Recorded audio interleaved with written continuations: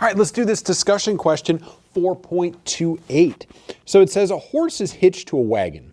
Since the wagon pulls back on the horse just as hard as the horse pulls on the wagon, why doesn't the wagon remain in equilibrium no matter how hard the horse pulls? All right, so what they're trying to make us understand is there's a difference between Newton's third law, the forces between objects are always opposite and equal, and Newton's second law, what causes something to accelerate. So let's start with a little picture here.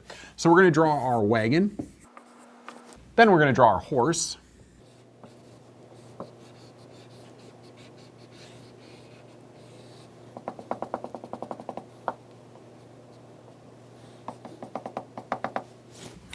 All right, now that we have our two objects, our horse and our wagon, we're going to draw the forces acting on them and see if we can identify what that third law pair is. Where are those forces equal?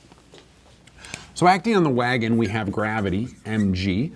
We have a normal force supporting it. Inevitably, there's going to be a little friction resisting it from rolling. And then we have the horse, of course, pulling on that wagon. Now, when we get to the horse, there's going to be forces from the wagon pulling back on the horse. These two is what are our third law pair, they call them. It's a pair of forces that are opposite and equal.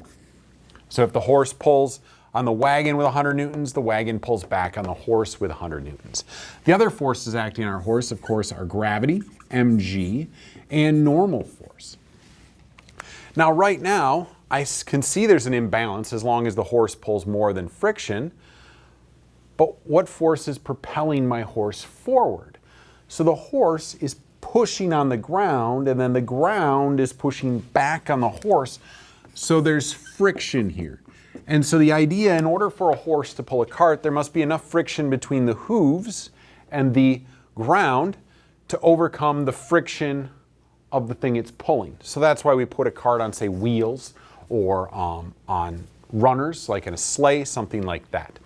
So in order for this to occur, we need to look at the forces on an object to determine its acceleration, and just know that the forces between objects are equal and opposite. So all that horse has to do is pull more than friction in order to accelerate the cart. That is how a horse pulls a cart.